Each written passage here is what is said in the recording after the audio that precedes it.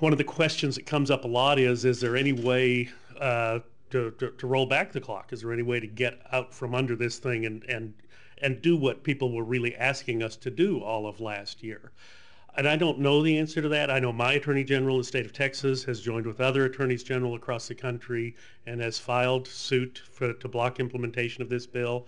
They may be successful. I don't know. Obviously, I cannot put, I don't want to put all of the eggs in that particular basket, but at the same time, stranger things have happened, and the courts could find that at some point that this bill does violate or goes too far with its reach and grab of federal power. What about repeal of the bill? Sure, I'd be for that. I didn't like it 3 months ago. I told you I'd found nothing in the intervening 3 months to show me that I was wrong in that dislike for the bill. If I were king and I could rip it out root and branch and start over again doing the things that people asked us to do for the last 18 months, sure, I would do that in a heartbeat.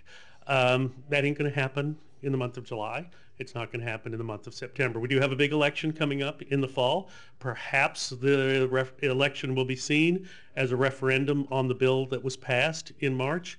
I don't know. You all will be the ones who will write about that and be the arbiters of that. But it will be a dramatic election one way or the other.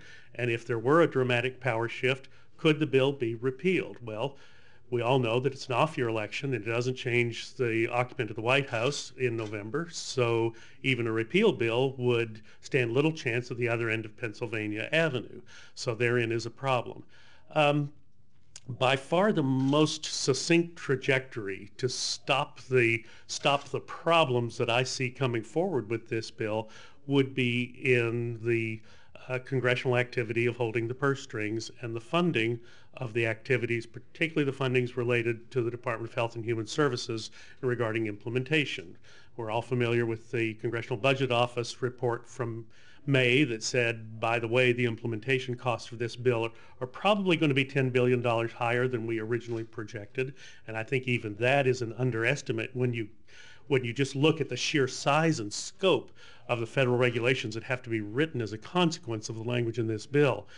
And therein is an opportunity, I think, for those of us who think that this was a bad product and goes way too far in a direction where the country was not ready to go, and that would be blocking the funding for implementation. That in and of itself obviously would provoke some sort of crisis and showdown between Congress and the other end of Pennsylvania Avenue. It also presupposes the shift in power. It is unlikely that if the Democrats continue to hold the gavel in January that funding restriction would be applied. So when I point out that the off-year election in November will likely be a referendum on this bill, I rather suspect you're going to hear a lot of that sort of discussion in the weeks and months leading up to that election day, so people will be aware of a pretty clear choice that they have: continue to go forward unfettered, or to perhaps put some restrictions around how we roll this bill out.